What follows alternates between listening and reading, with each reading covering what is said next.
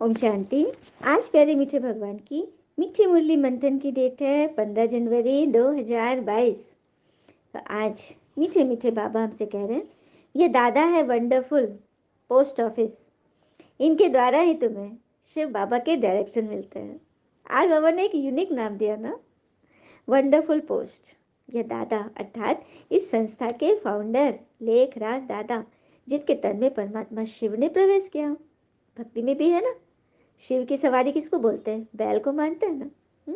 और ये भी प्रथा है ना कि बैल के कान में कुछ कहो तभी शिव तक संदेश जाता है।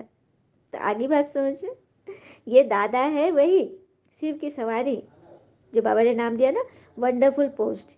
इनके द्वारा तुम्हें शिव बाबा तक संदेश पहुंचेगा और फिर शिव बाबा तुम्हें डायरेक्शन देंगे। प्रश्न, पिता बच्चों को किस बात में खबरदार करते और क्यों? बाबा कहते बच्चे खबरदार रहो, माया की जास्ती चोट नहीं खाओ। अगर माया की चोट खाते रहेंगे तो प्राण निकल जाएंगे और पद भी नहीं मिल सकेगा। ईश्वर के पास जन्म लेकर फिर कोई माया की चोट से अगर मर जाए तो यह क्या कहेंगे? सबसे बुरा हुआ ना। माया बच्चों से उल्टे कर्म कराती है तो बाबा को बहुत तरस पड़ता है, इसीलिए खबरदार करते रहते हैं। बाबा को पता है अभी माया सर्वशक्तिवान है, शक्तिशाली। क्यों शक्तिशाली? क्योंकि मेजॉरिटी लोग से नेगेटिविटी ही निकल रही है। चारों तरफ एयर में, हर के मन में ईश्वर व्याप्त नहीं है, माया व्याप्त है। हर एक के अंदर कभी कमजोरी, चिंता, तनाव, परेशानी, डर, भय, आलस, अलबेलापन, इसका उसका, क्यों, क्या, कैसे, ऐसे वैसे तो भरा पड़ा है। तो किसका राज है? माया का ना। माया पावरफुल है ना। गीता है की मुरली का, तुम्हारे बुलाने को जी चाहता है। ओम शांति। बाबा को बुलाने का समय होता ही है तब, जबकि मनुष्य मात्र दुखी होते हैं। दुखी होंगे तभी तो ईश्वर को पुकारेंगे ना। क्योंकि जब वो दुखी बन जाते हैं, और दुखी कौन करता है? यह तमो प्रधान मनुष्य नहीं जानते। तमो अर्थात अंधकार, अज्ञानता की जो पराकाष्ठा होती है ना, उसमें आज मनुष्य का मन है। तो मनुष्य जानते ही नहीं, एकदम पत्थर बुद्धि हो गए। 5 विकार रूपी रावण से ही सभी दुखी होते हैं। उसका राज्य कब तक चलेगा यह भी नहीं मालूम किसी को। कब से विकारी बनने शुरू हुए यह भी नहीं मालूम। कब से भगवान को याद करते आए हैं यह भी नहीं मालूम। तो यह सब तुम्हें समझाया गया है। कितनी अच्छी बात ना। कब से हम विकार में चले गए, दुख में गए? जब द्वापर में रावण राज शुरू हो गया, उस समय फिर हम दुख लेते लेते लेते लेते आज किस परिस्थिति में आ गए हैं। तभी तो भगवान को बुलाते हैं। अब भगवान आते ही हैं कल्प के संगम, युगे युगे, ना कि युगे युगे। हाँ, हमने सुना है कि हर हर कल्प के बाद, हर युग के बाद भगवान आते, युगे युगे नहीं आते भगवान। भगवान कल्प में एक बार, 5000 वर्ष का चारों युग जब बीत जाता है ना, उसके संगम पर बाबा आते हैं। लेकिन इस संगम युग का किसी को पता ही नहीं है, क्योंकि ये कल्याणकारी पुरुषोत्तम संगम युग है जिस युग में भगवान आते हैं। 4 युग तो हमने सुना है शास्त्रों में, सतयुग, त्रेता, द्वापर, कलयुग। लेकिन उसके बाद आता है संगम युग। संगम युग किसे कहते, क्यों कहते? क्योंकि कलयुग और सतयुग, उसके बीच में ये संगम युग है जब परमात्मा आते हैं। इसी संगम युग के बाद सतयुग में जाना होता है। यह हिस्ट्री ज्योग्राफी बुद्धि में होनी चाहिए ना। गाया भी जाता है, ऊंचे ते ऊंचा भगवान, जिनको तो तुम्हें माता जो पिता कहते आए हो ना। पर आजकल कोई की मूर्ति के अगर जाकर कहते हो कि तुम माता पिता, तो किसको कह रहे हो? क्या श्री लक्ष्मी नारायण को, या शंकर जी पार्वती को, या ब्रह्मा जी सरस्वती को? जोड़ी में तो सबको दिखाते हैं, तो माता पिता कह के उनके लिए भी गाओगे क्या? ये गायन से परमात्मा के लिए, क्योंकि वही है आत्मा के माता पिता। और यदि परमात्मा फादर है तो जरूर मदर भी होनी चाहिए, परंतु माता कौन है ये कोई नहीं जानते। तो परमात्मा जिनके तन में प्रवेश करते हैं, दादा के तन में, तो उनका नाम भगवान ने ब्रह्मा रखा। क्योंकि भगवान ब्रह्मा के द्वारा तो सृष्टि की स्थापना कराएंगे ना, तो ब्रह्मा उनका नाम रखे, क्योंकि उनके मुख से परमात्मा अंदर है। उनकी वाणी निकलती है ब्रह्मा के मुख से, गौमुख यही तो है। उनके मुख से जो ज्ञान निकला उसको सुनकर हम आत्माएं अपना जीवन बदल रही हैं। तो ब्रह्मा अर्थात बड़ी माँ, ब्रह्मा हो गई माँ और शिव हो गए पिता। तो बाप दादा कंबाइंड है ना। तो ये राज एकदम अनोखा ज्ञान है ना, जिसे कोई नहीं जानते। अगर किसी को बताओ जो इस कल्प के नहीं है, वो समझेंगे भी नहीं कि अभी तुम्हें ईश्वरीय गोद मिली है, फिर मिलेगी दैवी गोद। इसको भी समझाती हूँ। ईश्वरीय गोद अर्थात अभी हमारी पालना कौन कर रहे हैं? साक्षात पर ब्रह्म, पार ब्रह्म परमेश्वर, जो आरती में गाते आए ना, वो आए हुए हैं ईश्वर, और उनकी गोद हमें मिली है, वो हमें पाल रहे हैं, हमें चला रहे हैं। और फिर मिलेगी दैवी गोद। सतयुग में हमें कौन मिलेंगे? देवी देवता हमारे माता पिता होंगे, तो दैवी गोद मिलेगी। तुम्हें सबसे पहले पहले सबको शिव पिता का परिचय देना है, क्योंकि बाबा से नया तो और कोई चीज़ मिल न सके। यह बात भी सही है। भगवान से नया, अनोखा, पारस कोई चीज़ हो सकता है क्या? बिल्कुल नहीं। और वो इस युग में आए हैं, अनूठे रूप से आए, गुप्त रीति से आए, तो सबको बताना है ना, क्योंकि शिव के बच्चे तो सभी हैं। तो कितना वंडर है ना कि बाप दादा का माइंड है, भगवान इस बूढ़े तन में आए हुए हैं। कितना वंडर है ना। हमने 7 अजूबे सुने थे दुनिया में, ये तो एकदम बेस्ट बेस्ट से भी बेस्ट अजूबा है कि भगवान आ गए हैं। तुम नॉलेजफुल बाबा के बच्चे, मास्टर नॉलेजफुल हो, जो ये जानते हो कि हम आगे स्वर्ग में जाकर राज करेंगे, जहाँ चिंता, दुख, तनाव, अकाले मृत्यु की तो कोई बात ही नहीं। यह भी बुद्धि में स्थायी रहे तो खुशी का पारा चढ़ा रहे। सच बात है, बुद्धि में जब निश्चय हो जाता है ना किसी बात का कि भगवान आ गए हैं, भगवान हमारा कल्याण करने आए हैं, कुछ भी होगा तो हम गिर नहीं सकते। ये निश्चय, कुछ भी होगा, अपने गुणों पे निश्चय, अपने संकल्पों पे निश्चय, अपनी अच्छाइयों पे निश्चय। चलिए विवेकानंद जी का एक प्रसंग सुनते हैं। एक बार विवेकानंद जी शिकागो जो गए थे ना भाषण करने के लिए, तो भाषण में तो जो हुआ सो हुआ ही, उनकी बहुत बड़ाई हुई, सबको अच्छा लगा। तो एक दिन वो ऐसे टहल रहे थे, तो उनको एक संत टाइप का कोई मिला। हाँ, और वो भी उसका भाषण सुना था विवेकानंद जी का, तो पहचान गए, आप विवेकानंद जी हो, तो इंडिया से आए हैं? जी जी मैं वही हूँ। तो इसको थोड़ा सा शेखी बघाड़ने का था, उस वो जो संत था। वो बोला कि सो क्या नॉलेज है आपका, आपने क्या सीखा है भारत में? तो बोला कि मैं ऐसे क्या बताऊँ, मैं दिखा सकता हूँ मैंने जो सीखा है। तो अच्छा, तो दिखाइए।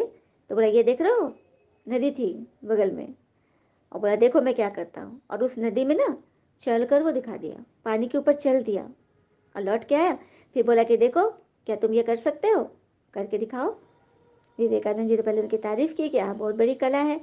फिर पूछा उन्होंने शांति से एकदम कि आपने इसको सीखने में कितना समय लगाया, कितना समय में आप सीख गए?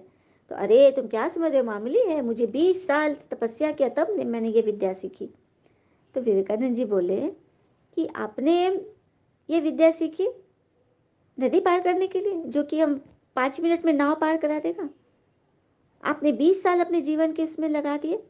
इन 20 सालों में आप विश्व की सेवा के लिए लगाते, कुछ अच्छे कर्तव्य करते, तो कितना अच्छा था। हुँ? तो उस संत का एकदम सर झुक गया और उनको प्रणाम किया और बोला कि आप बिल्कुल सही कहते हैं। कितनी बड़ी बात बोला ना उन्होंने। तो यही है, उनको निश्चय था ना अपने ऊपर, अपने ज्ञान पर। फिर बाबा कह रहे हैं कि तूफान तो अनेक प्रकार के आएंगे, संपूर्ण तो कोई बना ही नहीं है। शास्त्रों में तो लिखा है, भगवान उवाच, अर्जुन एक ही का नाम लिया है, एक ही अर्जुन लिखा है ना शास्त्रों में, क्योंकि उसी के रथ पर बैठ उसको समझाने दे रहे हैं। तो बाबा तो कहते हैं कि अर्जुन एक ही नहीं, अर्जुन तो अनेक है। अर्जुन का मतलब क्या? जो ज्ञान सुनकर उसको अर्जन करे, जीवन में धारण करे, वही अर्जुन है। तो कोई एक तो नहीं है। गीता में हमने सुना, तो कोई कह देगा कि गीता में से कहा गया हमें ऐसा करना चाहिए, तो लोग ये समझेंगे अरे वो तो अर्जुन के लिए कहा था ना। नहीं नहीं, अर्जुन के लिए नहीं। जब भी आप गीता खोलोगे, शास्त्र खोलोगे, तो आपको लगेगा कि ये मेरे लिए कहा जा रहा है। तो हम सभी हो गए ना अर्जुन। फिर बाबा कह रहे संजय भी तो और होंगे। संजय का क्या काम था? दिव्य दृष्टि से वो युद्ध का सीन घर बैठे धृतराष्ट्र को बता रहे थे। तो हम बच्चे भी, बाबा कहते हैं ना कि योग तपस्या से तुम्हारे नैनों में इतनी दृष्टि आ जाएगी, दिव्यता आ जाएगी कि तुम यहीं से बैठकर सबके लिए मनसा सेवा करोगे, सबके कल्याण के लिए योग तपस्या करोगे, साधना करोगे। कि बाबा ने सत्यों की विशेषता बताई कि वहां पर स्कूल भी होगा। हम्म, स्कूल भी होगा, नाट्यशाला भी होगा, पेंटिंग स्कूल भी होगा, हर तरह से वहाँ पढ़ाई होगा, लेकिन वहाँ कोई मतलब ब्रेन को फंसाने वाला कोई चीज़ नहीं होगा, मतलब इंटरटेनमेंट वे में होगा, खुशी खुशी। और वहाँ की सभी चीज़ें सात्विक चीज़ें बनती होंगी, सात्विक चीज़ें होंगी, और सबसे अच्छी से अच्छी होगी। फिर बाद में सब पुराना होगा, क्योंकि देवताओं को फर्स्ट क्लास प्रकृति की सतो प्रधान चीजें मिलती है, क्योंकि उस वक्त नई दुनिया जो शुरू होगी, एकदम फर्स्ट क्लास प्रकृति, धरती, आकाश, वायु, अग्नि, सब सतो प्रधान। तो फिर चीजें भी सतो प्रधान, हर चीज, फल फूल, भोजन, अनाज, सब कुछ सतो प्रधान, एकदम फर्स्ट क्लास। देवताओं को ऐसी चीजें नहीं मिलेगी। तो बाबा ऐसी दुनिया में हमें ले जा रहे हैं। फिर बाबा ने कहा कि तुम्हारा ये सबसे बड़ा इम्तहान है, जो माया चलते चलते उल्टा कर्म करा देती है। तो बाबा को तरस पड़ता है। फिर बाबा समझाते, बच्चे खबरदार रहो, जास्ती चोट नहीं खाओ। अच्छा, बाबा को नमस्ते। धारणा के लिए मुख्य सार, पहली पॉइंट, पिता समान मास्टर नॉलेजफुल बनना है, ज्ञान का सिमरन कर अपार खुशी में रहना है, आनंद का अनुभव करना है। आनंद अनुभव करने की चीज, आनंद पाने की चीज नहीं है, लेने की चीज नहीं है, अनुभव तो अनुभव की चीज है। और कहते हैं ना कि अगर आप खुद को दुखी करना चाहते हो तो आपको अंतहीन मौके मिलेंगे, बेहद मौके मिलेंगे, क्योंकि हमेशा कोई ना कोई कुछ ऐसा करेगा जो आपको पसंद नहीं आएगा।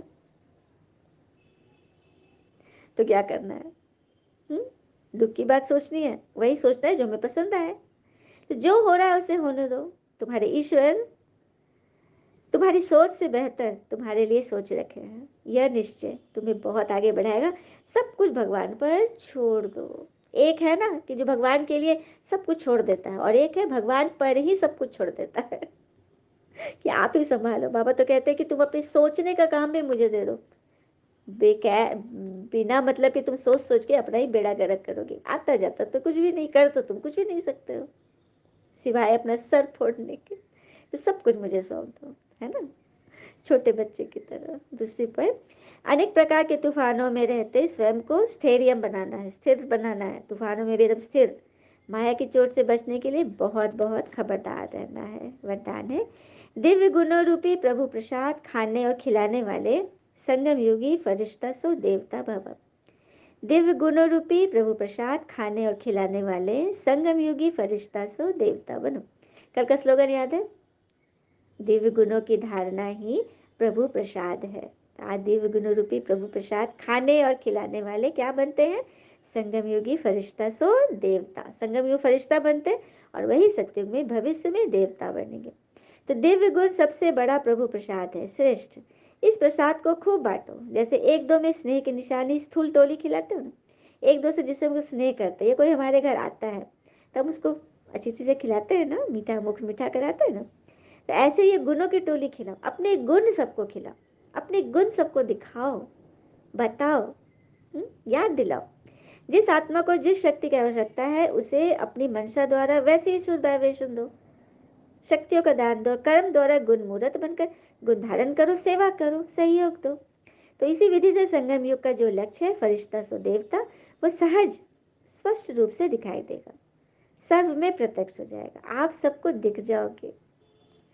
स्लोगन, सदा उमंग उत्साह में रहना, यही ब्राह्मण जीवन का सत्य है, सांस है। ब्राह्मण जीवन का सांस क्या है? सदा उमंग उत्साह में रहना और अहंकार से दूर। क्योंकि कहते हैं ना, अहंकार और संस्कार में फर्क है। अहंकार दूसरों को झुकाकर खुश होता है और संस्कार स्वयं झुककर खुश होता है। उसको बहुत हल्का हल्का लगता है और वो आत्माओं से शेयर भी करता है कि बड़ा अच्छा लगा, है ना, मन हल्का हो गया। अच्छा, और शांति, शुक्र मीठे बाबा, वो बाबा के प्यारे प्यारे बच्चे। Thank you Baba, all is well always. चलिए जाते जाते सफलता पर एक बड़ी बात, सफलता यदि बिना चुनौतियों के पालिए तो वो खाक हो जाएगी, टिकेगी नहीं। कोई बच्चा को हर कुछ उसके रीच में है, बचपन से ही सब कुछ मिलता जा रहा है, वो सोचा मैं बड़ा सफल हूँ, लेकिन उसे तो कुछ प्रयत्न तो किया नहीं, तो वो टिकेगा नहीं। तो सफलता पाने के लिए जितनी ज़्यादा चुनौती होगी, जितने ठोकर लगेंगे, उतने ही आप ठाकुर बनोगे। All is well always. ओम शांति।